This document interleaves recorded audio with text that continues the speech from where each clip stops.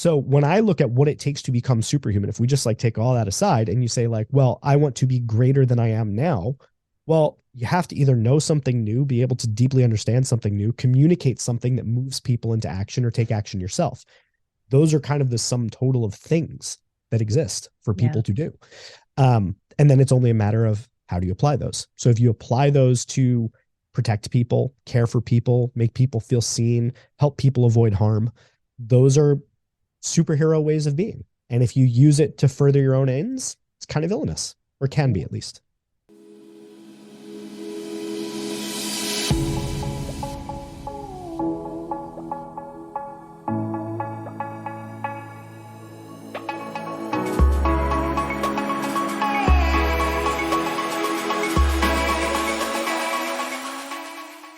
Welcome back to the Bombshell Business Podcast. I'm your host, Amber Hurdle, and I have a special guest today that I think you're going to love. I've been internet stalking him, and have already decided that I liked him and he's going to be my friend. So I have a feeling you're going to feel the same way. Let me tell you about Jeff Gibbard. He is the author of The Lovable Leader, a professional speaker, and the founder of several companies, including Super Productive and the Superhero Institute, a certification program for coaches that want to help their clients grow revenues and unlock their potential to make a positive impact on the world. Jeff is also the host of his own popular podcast called Shareable. So make sure you go check that out wherever you listen to your podcasts. Jeff, welcome to the Bombshell Business Podcast. Thank you for having me. I'm really glad to be here. Yeah. So I'm loving, I can tell you're a dad. And I'm also loving talking about that. Yeah. Oh, that's mine. That's yours. Yeah. That's mine. We don't have any kids. Okay. I just love pink princess castles. It's obviously. My thing. Yeah. No, that's my, I allow my daughter to have a tea party with me in there. Oh, that's so nice that you invite her to your tea parties. I do. I like very fancy, fine teas, and, I'm bringing her up right. Nice. I like that. As a daddy's girl, I very much appreciate that. Although I doubt my dad would ever appreciate fine teas. Maybe a good dark coffee, but I'm more of a coffee guy, but I'm getting into the tea thing. For the princess, anything. Yeah, for the princess. Of course. Yeah. As a good host of a tea party would do. So let's dive in, because your whole thing is about unlocking human potential to make a positive impact in the world. And that feels really big. So do you want to land that plane somewhere and get us started on like what drove you to this end result that you're looking for? Sure. I would look at that as sort of like, that's the big tent of the whole thing, right? So like everything fits under that roof. Yeah. Which is that I'm about trying to help people discover their unique abilities and then encouraging them to use those abilities to make the world kinder, safer, and more equitable. So unlock human potential for good. So that superheroes is like the underlying foundation of it all. So how do I do that? Across every type of thing that I do, that is a through line that exists. So in, for instance, my book, The Lovable Leader, I talk about leadership as a pathway to get there. In my business, Super Productive, which is a productivity consulting firm, we deal in neuro-inclusive work environments and productivity for everyone so that everybody can thrive in the way that they need to. And so on and so forth. Across all of the different businesses I have and all the different things I do, there is an underlying component of helping people find their inner thing and then unleashing it so they can make the world better. And see, you do it through the lens of the Lovable Leader. I do that through the lens of branding. And isn't it interesting that we have so much in common, but we have different Trojan horses to get there? Well, actually, I also work in brand. And when I do it, I call it heroic branding. So what I do at the beginning of a branding engagement is I try to uncover what is it that the company, the person would do, even if they didn't make any money? What is the thing they care about so deeply that they would do it even if it costs them money? So I want to get to the underlying root cause of what drives them to do what they do. Because if you can do that and then make money, now we're dealing with something really powerful. Yeah. And you get to live a joyful life. It's so different. So, okay. There's so many things to unpack here with you. I want to begin. Pull a thread. Let's do it. Well, this was not on the agenda originally, not that we have an agenda, but just in my mind as I was thinking through things. But then you just said something that sparked my interest, because I am neurodivergent and I was really good at picking my bosses when I was employed. And so I picked good bosses and good work environments that allowed me to show up as wholly me without making me operate in a linear function. So can you talk a little bit about what you were just saying? I'm not really sure. It just caught my eye. I was like, oh, wait, Yep. that sounds like something I want to talk about. Awesome. That's exact. You know what? This makes sense now. We were chatting before we started recording, and there's no wonder why we immediately fell into a pattern. Neurodivergent people talking to one another, there's like an instant like, oh my God, you're like me. There's like that scene in Spider-Man Into the Spider-Verse where the two Spider-Men basically are like, oh, you're like me. Okay, so I have ADHD. I've known for a long time I'm not a late diagnosis, which I'm very grateful for because I grew up most of my life knowing I process the world a little differently. And I didn't necessarily know exactly what that meant throughout my life, but I did know it was different.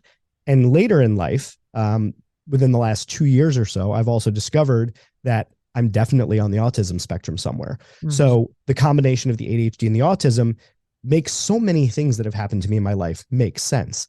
And within those various diagnoses, there's different ways that show up for people. One thing that for me is I call myself psychologically unemployable. And I do that because I believe that I exhibit either the PDA or ODA profiles of basically don't tell me what to do. If you try to limit my autonomy in any way whatsoever, I have a complete unadulterated meltdown. So I've never really done well having jobs, like traditional jobs, like a boss, like someone who, like, how can another grown-up tell me what to do? Doesn't make sense. I digress.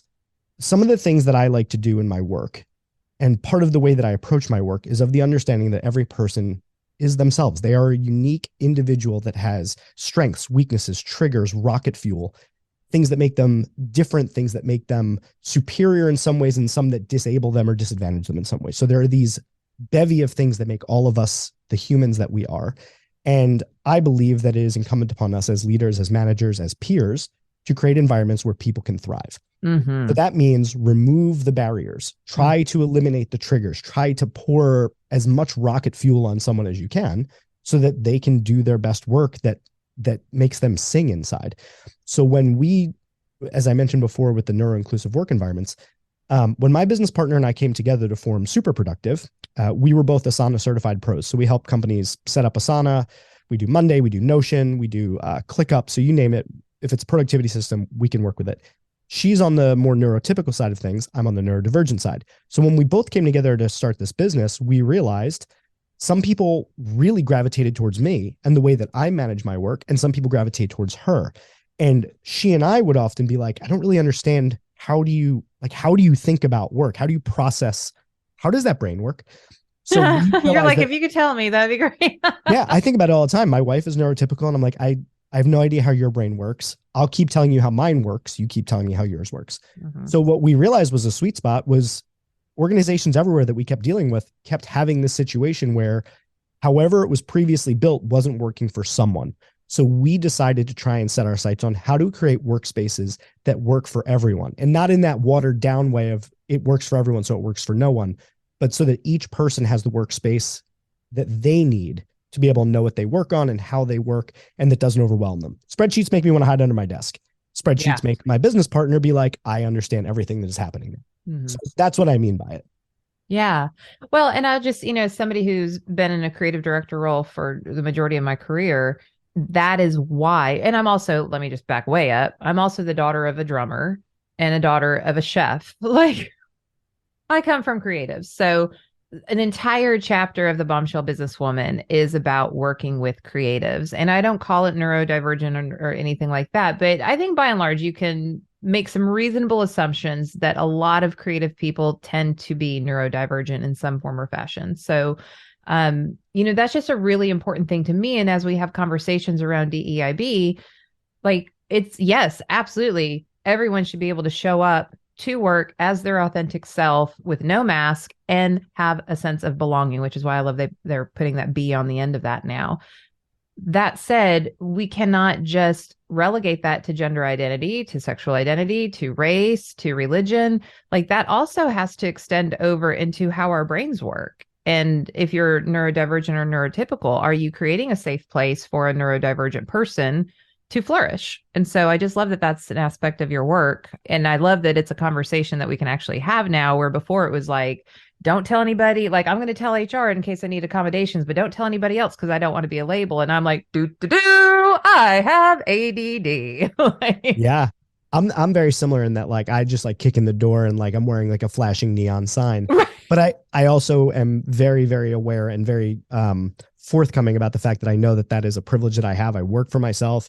Like between my wife and I, like we're financially able for me to be able to make those kind of bold decisions. Because if we weren't, it would still happen. It just would potentially come back to haunt me because It'd be on you. It would be on me, right? Yeah. But I'm not gonna hide who I am for anyone. So like I come in and I'm like, look, I'm ADHD, I'm on the autism spectrum. Here's what I'm good at, here's what I'm not good at. Don't give me this type of work, I'm not gonna do well at it. Give me this work, I'll crush it. So I'm very forthcoming about it. And I wish everyone could have that. I really do. And to your point, all of the various intersections that make us who we are, all of that is fair game and should be accommodated for people to just show up as themselves. Because that's where we all do our best work, is when we truly feel safe to be ourselves. Right? Like one of the big components of my book, the 3 pillars of lovable leadership are care, trust, and safe travels. Safe travels being one of the big ones. Like if you want people to accomplish big goals and go somewhere, you got to make it safe for them to do that. And that's, again, like all of my work, it really kind of intersects with one another. I just kind of pick off different pieces for different things that I'm doing that make the most sense. Yeah. And I find, again, I said I pick my leaders in my work environments because I knew that, I can do really great things if you give me the space and the autonomy to do it. And, but then you would have peers who'd be like, well, why does Amber not have to have her butt in her seat at 9:00 in the morning? It's like, well, because Amber has extensive email conversations with me at 2 a.m. So she gets to sleep in.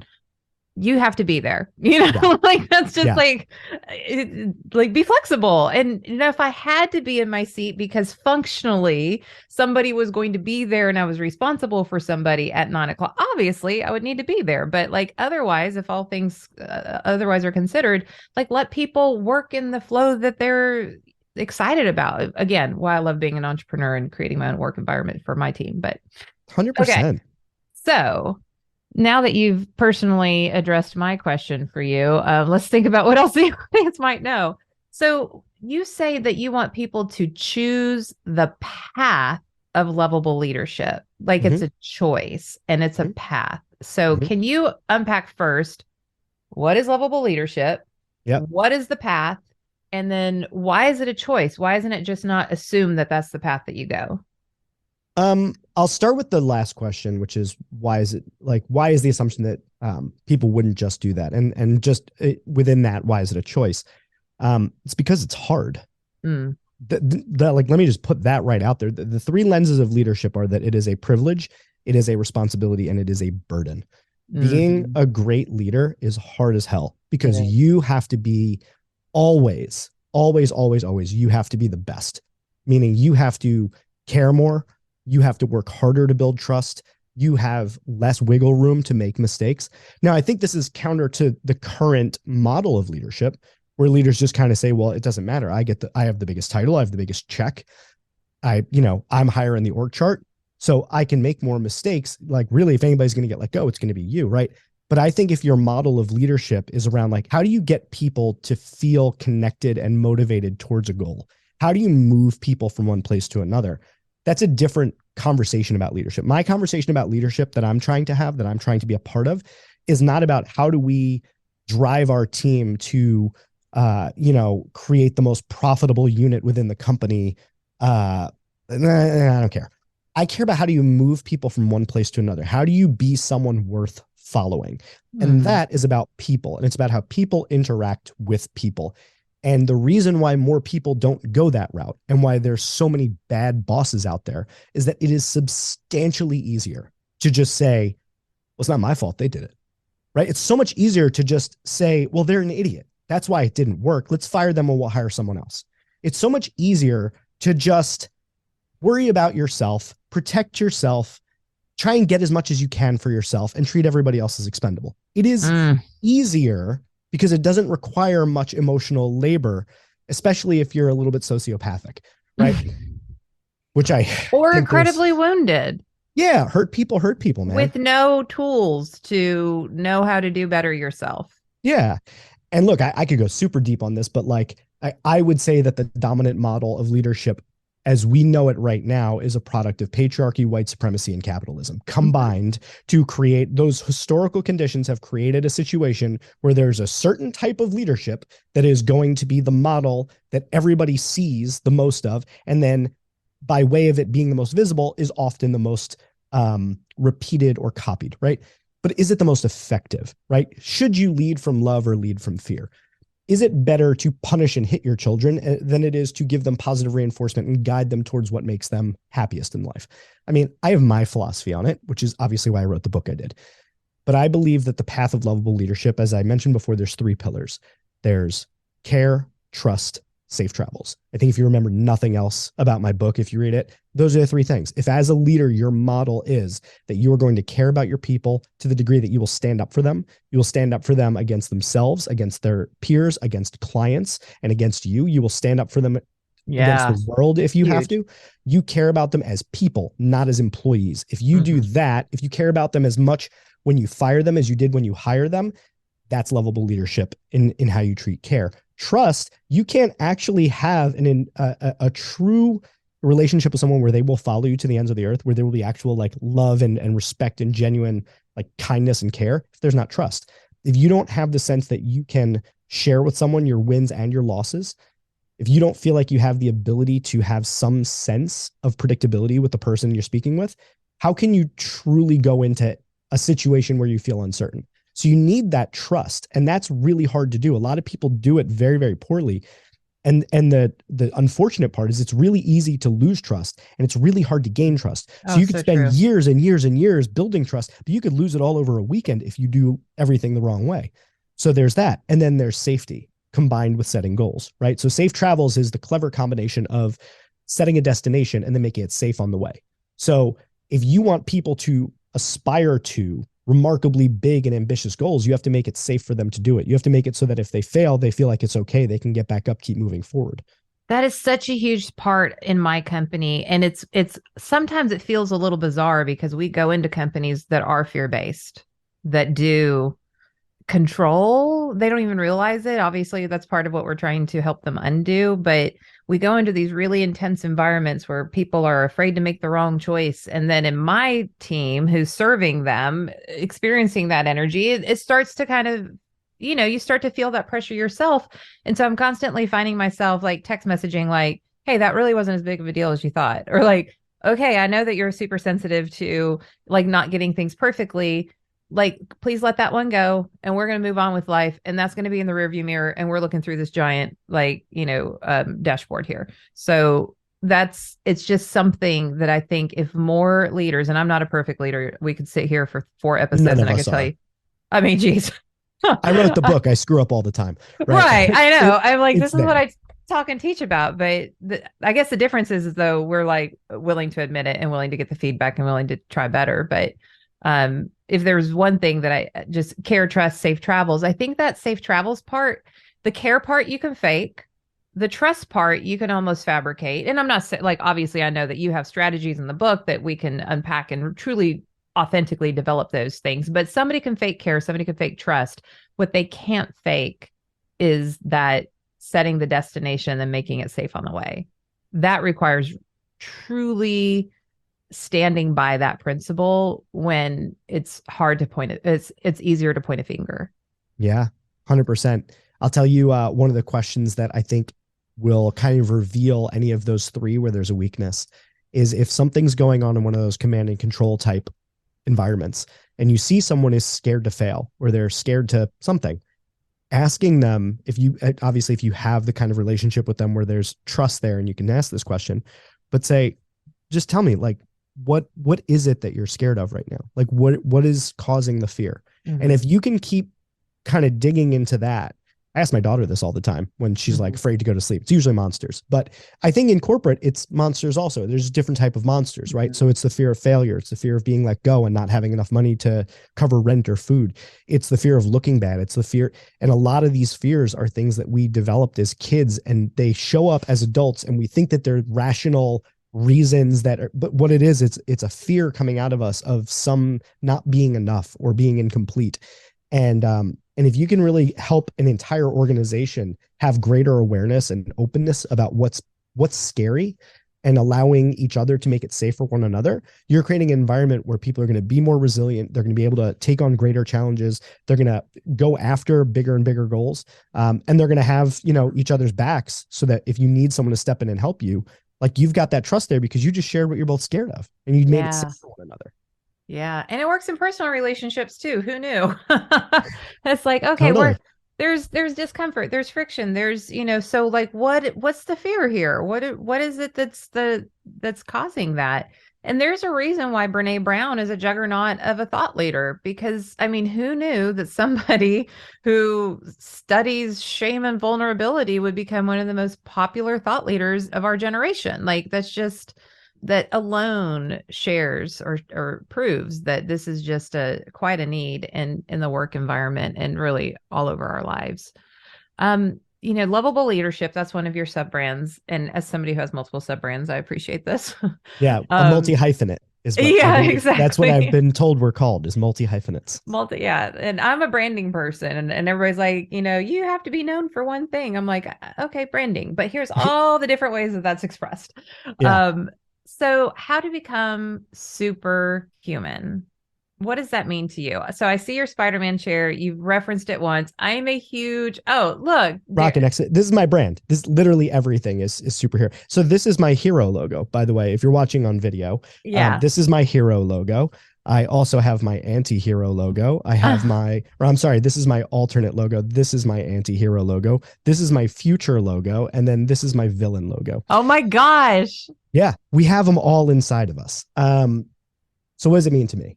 And you have to see his website too. So you got to go to his website, which is jeffgibbard.com, GIBBARD.com, and you'll see remnants of this. Like the pow, I just love it. It's across everything. So take us through those things. Yeah. So the long and short of it is, like, superheroes have been an instrumental part of my life for my entire life. When I left the world of, I owned a marketing agency, social media marketing agency, for about a decade. That's the world I was in. And I decided I didn't want to do it anymore because, far from being the uniting force that democratized the world and brought us closer together, seeing across divisions of various types, it basically is helping us burn the world down at an accelerating rate. Yeah. So I got out of it and I didn't know what I wanted to do. And I came home and I talked to my wife and I was like, I don't really know what I want to do. Like, I know I want to do something that makes the world better, but I don't really know. She was like, I think you should do something with superheroes. And I was like, babe, I love you. I really do. But like, nobody in business will take me seriously if I show up in a superhero shirt talking about, with great power, there must come great responsibility. I love you. I'm going to go and talk to a bunch of my author and speaker friends who have, important consulting and coaching businesses. They're very successful. I'm going to talk to them and see what comes back. 12 conversations later, I come back. So basically everyone started talking about superpowers and superheroes and superhumans and how that's just been part of my brand. So you were right. And I'm sorry that I didn't take you seriously initially. Thanks, babe. Thanks. But part of it is that, I'm aggressive about my own self-development and growth. And I think that that's something that I can help people with because it's something that I do. My special interest is learning. My special interest is growth and learning how to do things. And so much of what I did in running my agency was the product of, I don't know how to do that. I'll go figure it out. What I learned in my MBA versus what I learned in like the first year of running my business, like not even close in terms to applicability and usefulness. So the whole becoming superhuman part is that I think that there's a process. I started to look at it and I tried to understand, like, how is it that I can go about acquiring new abilities and learning new skills? And I came upon what I believe is a formula that it's probably similar to other formulas that are out there. It's my own formula called the Superhuman framework. And then there's the superhero code, which is superhumans can become villains or they can become heroes. And it's just a matter of how you use your abilities. And I'm not talking about necessarily super strength or flight or invisibility, although those things are cool, but we all have unique abilities. Every single one of us is good at a thing. And stage one of going from mild-mannered to superpowered is recognizing that we do a thing well. And the stage of going from superpowered to superhuman is realizing that you're good at a lot of things and you can probably be better at more things. And the stage of going from superhuman to superhero is saying, I know that I'm good at a lot of things and I'm going to use those powers to make the world safer, kinder, and more equitable. I'm going to make it a better place with my abilities. So that's sort of the track of things. And we can unpack any of that you want. I wouldn't even know where to begin. So one thing that just pops in my mind, I've said this to my kids for years because they're good looking, highly intelligent, high cog, talented people. And I'm like, you got handed a pretty decent bag in this life. Let's just be real. And so now it's your job to use your powers for the good, because you can take how you can be in branding, fellow brander, which I completely missed that was all over your stuff. But it makes Um, sense now. yeah, it makes sense now for sure. But there's like this very fine line, and to me, as a brander, your leadership is really all about the end game being influence. But if you go over to the dark side with your talents and those skill sets, that can become manipulation. And so it's, are you a manipulator or are you an influencer? And I don't mean influencer as in you're selling, Amazon stuff on Instagram. I mean, like, are you influencing decisions, behaviors, change? So maybe like, I love the superhero code. Can you, as one of the final things that we talk about, can you just walk us through the various things that you just said? Yeah, I sure. wasn't typing fast enough. No, it's all good. It's all good. And I also talk fast. It's the ADHD. Same. Um, so so I think you highlighted something that I don't even know if I actually thought about the connection there, but that I have thought about the difference between influence and manipulation, right? Like doing all of the things in the lovable leader so that you can progress and have a more functional team versus doing it so that other people can thrive, right? So it's about where you put your focus. And inside of the superhero code, there's a couple things that kind of lead to this. Empathy is one of them, but I think one of the big ones is self-sacrifice. When you look at hero stories, they almost all have an element of self-sacrifice. It is not about you, it's about the greater good, right? Whereas you look at villain tales, it's often very egocentric. It's all about them and their own power and their own control. Whereas I think in the superhero side of things, it's not quite as much that. So I think that's a really interesting observation you made about kind of the part of leadership, influence versus manipulation. On the side of growing your superpowers and then using them for good, starting with how do you grow superpowers? I looked at it from a model of there's sort of the acquisition of knowledge, there's the understanding of things at a deeper level, there's the ability to utilize that information in different ways, and then there's the ability to take action, right? So the 5 components of the superhuman framework are learning, thinking, communication, leadership, and action. And each of those is a meta ability that if you can master those meta abilities, if you can learn to learn, like the sky's the limit. Yeah. And thinking is a necessary component of that because you can't just memorize everything and expect to succeed in the world. You have to be able to think new thoughts of things. You have to be able to build upon other ideas, think creatively, Constructive thinking. yeah, strategically, critically, etc. Yeah. Like you need to be able to look at things from a lot of different ways of thinking. Like you can't just take things at face value and expect to succeed. Once you've learned things and you've thought about them and you kind of deeply understand things, now you have to be able to communicate those things. It's not enough for them to be locked in your head. Now you need to do things with that information. So communicating leads into the opportunity to lead others towards something. And that action is your ability to get in there and actually do it or organize people to make things happen. So when I look at what it takes to become superhuman, if we just like take all that aside and you say like, well, I want to be greater than I am now, well, you have to either know something new, be able to deeply understand something new, communicate something that moves people into action or take action yourself.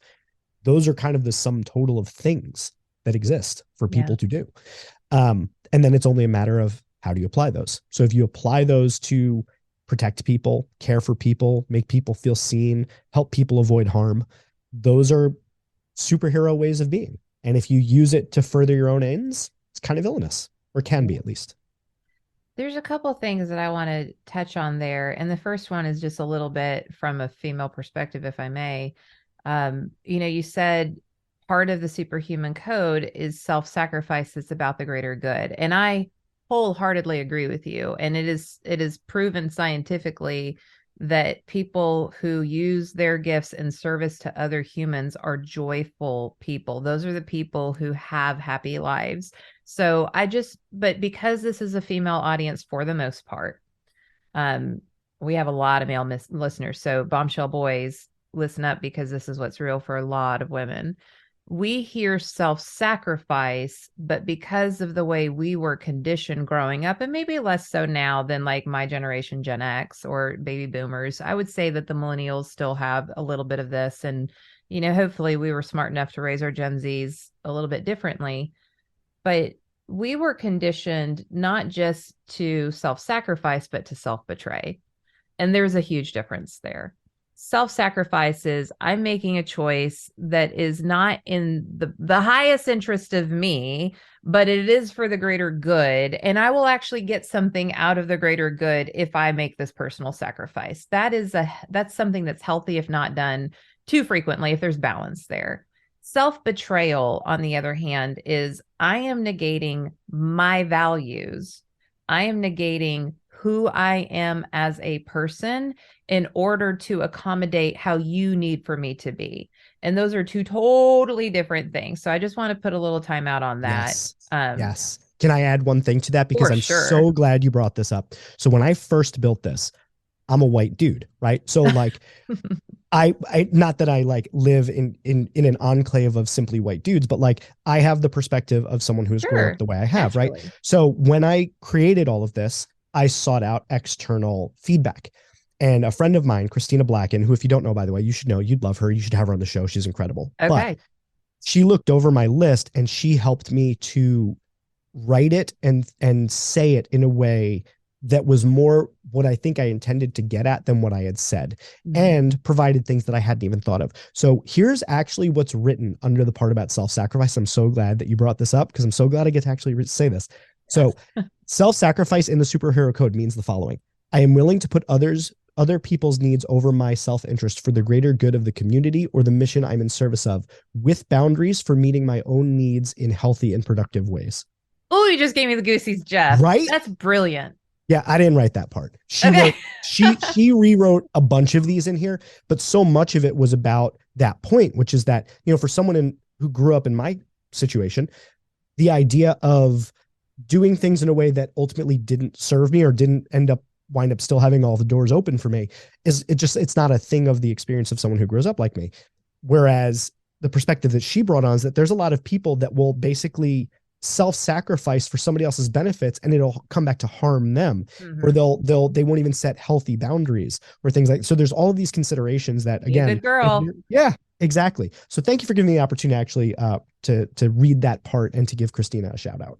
Yeah, shout out to Christina. Well done team, and well done for you for like understanding that your perspective's not the only one, and to get other understandings of how your words are going to impact, other people. So that just means, y'all, that you have to get the Lovable Leader, available at lovableleader.com to dive a little bit deeper into these concepts that Jeff's talking about, because we can only do so much, in a short podcast episode. And obviously, everything that you've presented here has been amazing.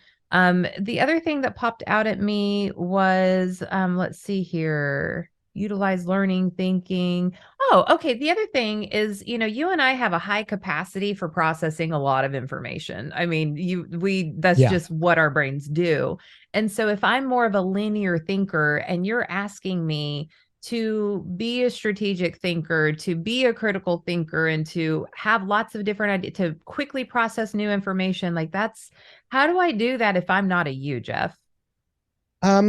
So for a while, especially when I first started this, I was like, everybody should take a speed reading course, listen to your audiobooks at 3x speed like I do. And like, I started like running this by people and they were like, yo, that doesn't work for me. You're making You're me psycho. Anxious. Yeah. Like they were like, that doesn't work for me. I think that what I kind of came to better understand is like, you have to figure out what are the limits of yourself that you can push. Mm-hmm. What are the things that you can do for yourself to understand how you best learn, how you best can understand new concepts. Find those, because the skill of the meta learning skills here, the learning, thinking, communicating, leading, and action, those are deeply personal to each of us. So the way that I intake and process information is not the way a lot of people process and intake information. And I also want to make sure it's clear. It doesn't mean it's better. It is just different, because there's a lot of information that I cannot process the way kind of quote unquote normal people can. Audio instructions to me are often followed by me going, huh? And then being like, wait, hold on. I don't understand. Can you say it again? Can you draw me a picture? Draw me a picture. I'll understand if you draw me a picture. this obsession with video consumption, like people will send me videos and I'm like, A, I'm not going to retain it. B, it's noisy and I'm in a waiting room. Like, can you just give me a book? Like, can you just Yep. give me an article, a good old fashioned blog post, please? Like, can I just Yep. process this in my own speed being Own key? speed is huge. Huge. I can read so Yeah. much faster than I can watch a video waiting for you to get to the point. So, Yeah. we all have different, I just appreciate you unpacking that a little bit more because we all do have different ways of consuming. So I feel like we just tried to cram 5 episodes into one. So we're probably going to have you back on the show at some point. And you should come on Shareable. Let's do like a Yeah. bunch of these. Like you're like super fun to talk to. And I feel like there's so many concepts we tried to fit into this one. You're a multi-hyphenate. I'm a multi-hyphenate. Let's make it a whole series. Let's start a podcast. No, Yeah. don't let me start another project. Okay. Yeah, we're not starting. Okay, here's our pact. I'll come on your show. We can talk about a series, but we're not going to start a podcast or a business. Pinky promise. Hold Can't do it. Let me think. Okay, pinky promise. Well, okay. So I always ask this question of everybody. I'm very super intrigued to hear what yours is going to be. But every guest gets asked, what is the parting piece of advice that you would offer a bombshell, a bold, brave, unwaveringly confident woman in business, and our bombshell boys too, but primarily to the ladies? What would that be? It doesn't have to be anything we've even talked about, just any piece of advice to remain in that sense of purpose and grounded like a mighty oak. Yeah, it's tough because categorically it would change. So I'll just speak from where I am right now and what is kind of like most present for me. Sure. So I don't know when this will come out, but I can say that this year on my birthday, my father went to his deathbed, and 2 days later on my daughter's birthday, he passed away. Oh. So we get really wrapped up in what do I have to accomplish? What do I have to do? Business, climbing the ladder, peers at work, and friction and dumb nonsense. And I'll just say that stuff's all important. And we should definitely always be looking for, what it is that we want to accomplish in life and what we want to do and what's important to us. But I'll just say if there's one piece of parting advice, it is call someone you love and tell them that you love them, because you don't know how many times you get to do that. And you don't know when the last time is going to be. And I can assure you, having just done the last call, it's brutal. So you don't want to look back and say, I should have called that person more. I should have talked to that person more. I should have let them know what they meant to me. And I'm glad because, my father and I were very close, and I let him know how much he meant to me many times. So it wasn't like there was a lot left on the table that didn't get said.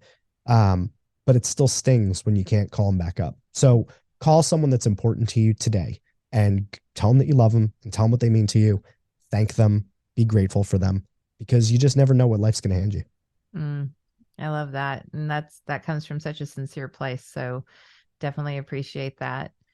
So, if you would like more of this depth of understanding of what it takes to truly lead in this wonky, crazy world that we live in these days, it's the greatest time to be alive. It's truly the most successful time in human history. We have more opportunities, more resources, but because of all of that, it also, there's always the shadow side to the light, and it's a weird world to navigate. So I think, following Jeff is going to bring you some positivity. You have to check out his Instagram, his Facebook, and of course, I always ask you to connect with people on LinkedIn because we are businesswomen and LinkedIn is where business gets done.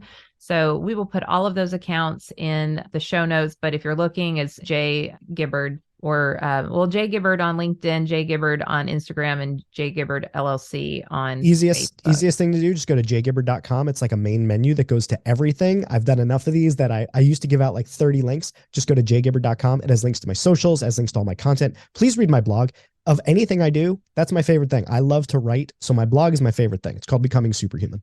I love it. Yeah. So he's kind of got like a link tree thing here. And there is the Explore Hyperfocus, which is a total superpower of ours. So I definitely want to see that too. Of course, they can get your book at loveableleader.com. And then you have a podcast too. So can you give us a little 30-second commercial on your podcast and what that's about? Sure. Shareable is part of the Shareable Podcast Network, which is my podcast network. It's my longest running show. I've been doing it since, I think, 2017, 2016. It started as a show exploring the impact of people and technology on our lives. And now I'm looking at what makes something shareable. So Generally, it's stories, it's practical tips and useful information. It's things that are entertaining, things that are informative. So I just try to always talk with, remarkably brilliant people and pass along something that's worth telling someone about. I love it. So it's shareable. Okay. So those are all the different ways. Jeff, thank you so much for sharing your brilliance with us today. It's Thanks for been having me. This is awesome. such a pleasure, truly. And Bombshell, thank you for taking your time as well. I mean, we know that you are just crazy busy with everything that you have going on. And the fact that you took the time to spend it with me and Jeff today is just truly everything. And why I continue to do this show. So if you got something from this, especially, let me just tell you this, especially if you have somebody who's on the spectrum or has ADD, ADHD, then share this with them, because I want them, if they're struggling right now, to see that there are two people here who successfully run businesses, maybe not every day so successful, but, overall it's successful, who are happy and fulfilled in their work. And I think that, especially if that person's male, to be able to point to Jeff and show what that looks like, that's really important to me, who has a lot of people in my life who are neurodivergent. To find these type of people to be like, look, right there, there's proof it can happen. And then, if this in any other capacity lit your heart on fire, because we all need to be lovable leaders, and then share this with your teams, especially if you lead other leaders. This is a great episode to share, or share it with another leader that you just want to bless for the day. And of course, we would always appreciate a rating and review wherever you listen to your podcast, or give us a like and comment on YouTube, which we don't really promote, but I'll take any love there that you want to give us. I think I have like 3 listeners who love it, so we just keep doing it. But one day we'll get it together. I'm starting to get settled more in the state of Florida, and creativity is coming back, as well as bandwidth. So I treasure your listenership, and I can't wait to see you on the next episode.